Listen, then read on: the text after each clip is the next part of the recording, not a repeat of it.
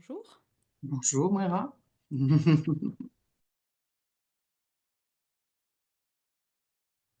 je pourrais me présenter en quelques mots. Donc, je m'appelle Isabelle Diébert-Montferrand.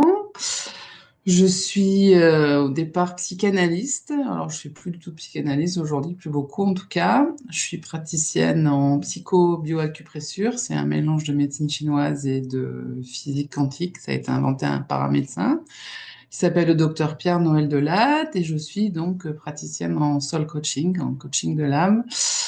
Qui a été développé par Denise Lin et la personne qui m'a formée en France, eh ben, c'est Moira, c'est toi.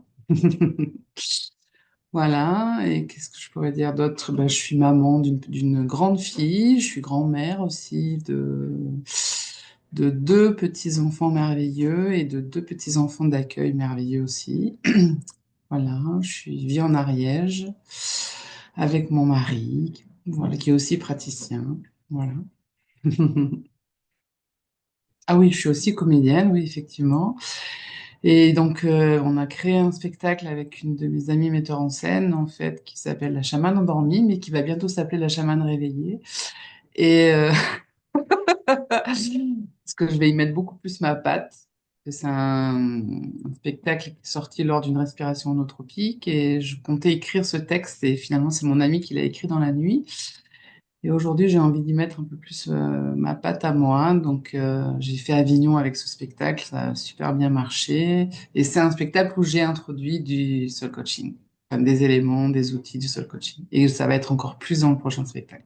Il y aura des méditations guidées, des choses comme ça.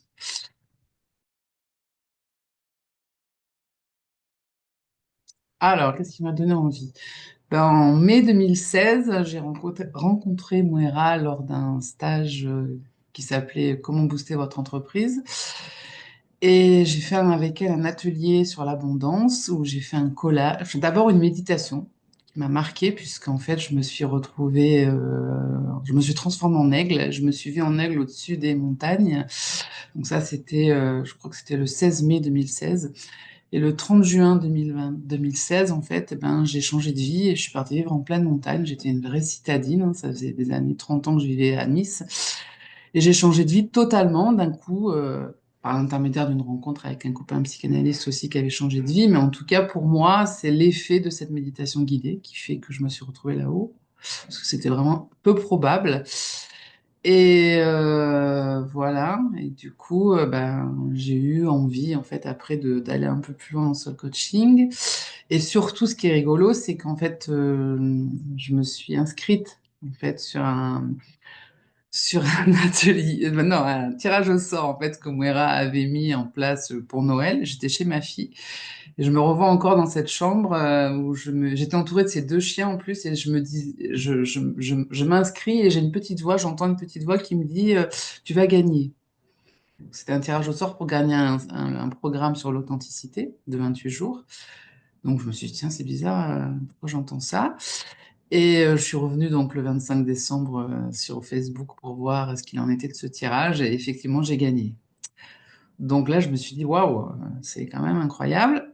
Et donc j'ai fait ce premier programme, ça qui a été quand même assez fort pour moi, puisque pareil, la semaine de l'air, moi j'étais enseignante encore à l'époque, j'avais un cabinet de psychanalyse déjà à Nice, mais j'étais aussi enseignante, j'étais prof d'école.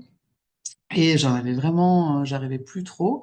Et j'avais demandé à l'univers de vivre au rythme des saisons. Et, et la première semaine de l'air, je tombe en fait juste à côté de chez moi alors que je partais faire une rando et je glisse et je me fracture le poignet. Et du coup, je suis restée bloquée plusieurs mois. Mais ça m'a vraiment permis de vivre au rythme des saisons puisque en fait tous mes amis de là-haut de la montagne, ils se sont, comment dirais-je, ils ont mis en place plein de choses pour m'aider à descendre parce que je pouvais plus conduire. Enfin voilà, donc ils m'ont fait faire des balades en raquette. Enfin, j'ai vraiment vécu l'hiver comme je l'avais jamais vécu. Le printemps, c'est pareil. Enfin voilà. Et donc du coup, j'ai tellement adoré en fait ce que ça m'a apporté ce premier programme que je me suis payé le deuxième programme sur le corps en mois d'avril. Et après en juin, eh ben je me suis dit allez, je me forme. Pourtant c'était financièrement c'était compliqué. Enfin, je venais quand même de vendre mon appart, donc je me suis dit ok, je le fais. Mais ce que j'ai trouvé étonnant, c'est que c'est quelque chose, je voulais faire une formation de yoga depuis longtemps qui était à peu près dans les mêmes sommes. et je le faisais pas. Et là, c'était clair que c'était évident qu'il fallait que je le fasse. Donc, dans, dans le théâtre, j'ai beaucoup utilisé les bâtons spirituels. Donc voilà, parce que je trouve des bâtons qui permettent plein de choses. Donc dans mon spectacle, j'en ai mis.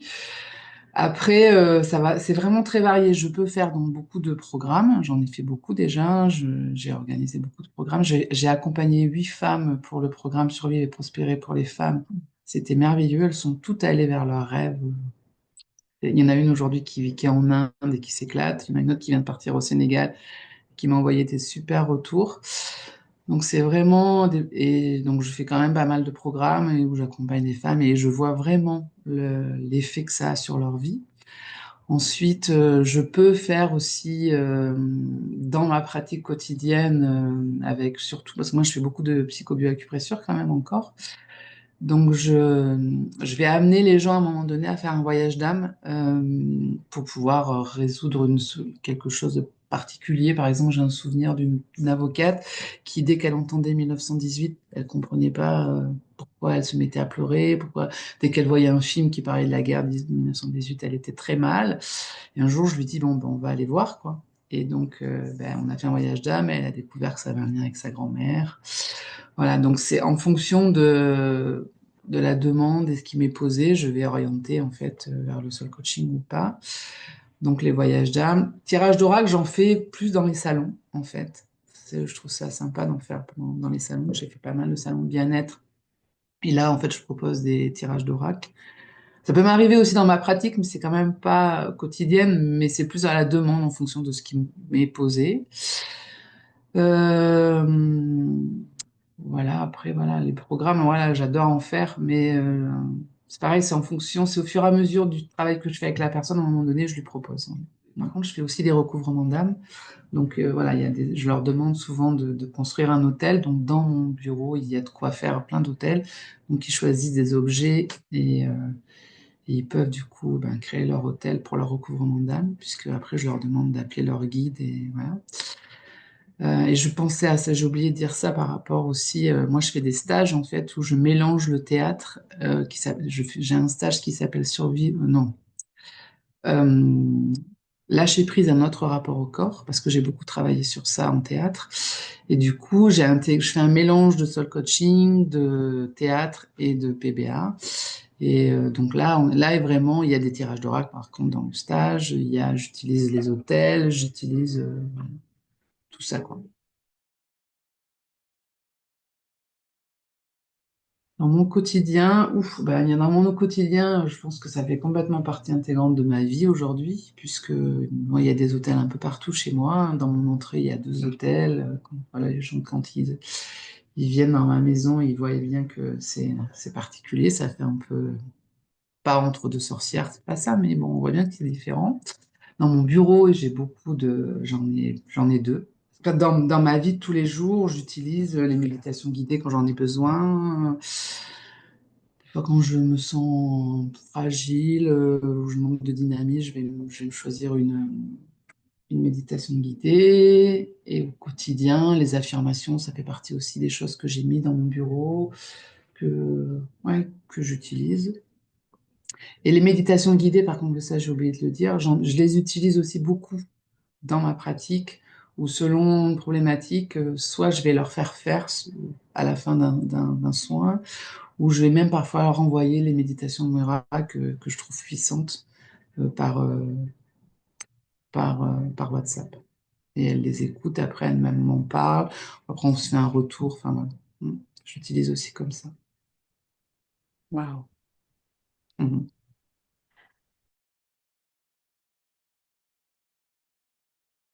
En tant que comédienne, mon contrat public, c'est la panthère noire, et aujourd'hui j'ai découvert que c'était aussi mon animal totem. Donc, mon super pouvoir de praticienne, je pense, c'est quand même d'être quelqu'un de puissant.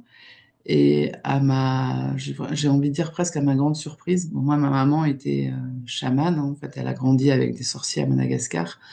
Et c'est quelque chose que j'ai mis longtemps à admettre, longtemps à intégrer dans mon identité.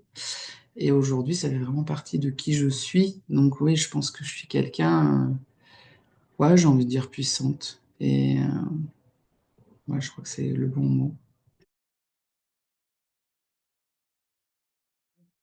Merci, Moira.